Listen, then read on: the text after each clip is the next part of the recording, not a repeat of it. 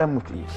معلش دلوقتي الدكتور قال انه الاصابه ممكن تاخد من 5 إلى 6 شهور والموسم عندنا بينتهي في شهر 6. هل اذا النادي مثلا قال لك يا رضا نظرا للظروف والاصابه و فمن الممكن ان يتم رفع اسمك من القائمه وان شاء الله تعود بدايه الموسم القادم، هيكون رد فعلك ايه؟ بصراحه كابتن انا كما قلت لك في الاول انا تحت امر النادي. لو النادي عايز يشيلني من القائمه ويسجل حد ثاني في مكاني اللي يفيد النادي ويكسب بطولات مع النادي انا ما عنديش مشكله. تتكلم جد؟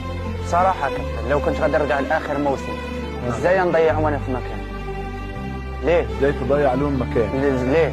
والنادي اصلا محتاج لعيبه باش نكملوا. انت ايه الجمال اللي انت فيه ده؟ لازم يا كابتن ما نحبش لو حبيت الخير النفسي انا والنادي خاصه لازم لعيب باش انهم يكسبوا بطولات، عندهم افريقيا، عندهم الدوري، عندهم كاس العالم.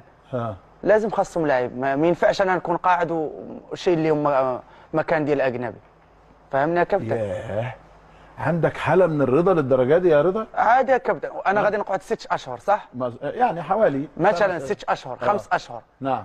ليش انا غادي نبقى انا قاعد بنت عالق في النادي والنادي عامل معايا كل شيء وغادي نخلي مكاني في القائمه وانا النادي ما ياخذش بيا افاده؟ ليش؟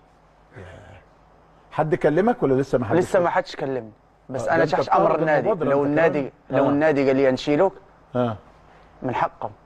من حقهم؟ حيت انا مصاب. انت جميل قوي. لا كابتن والله صراحه.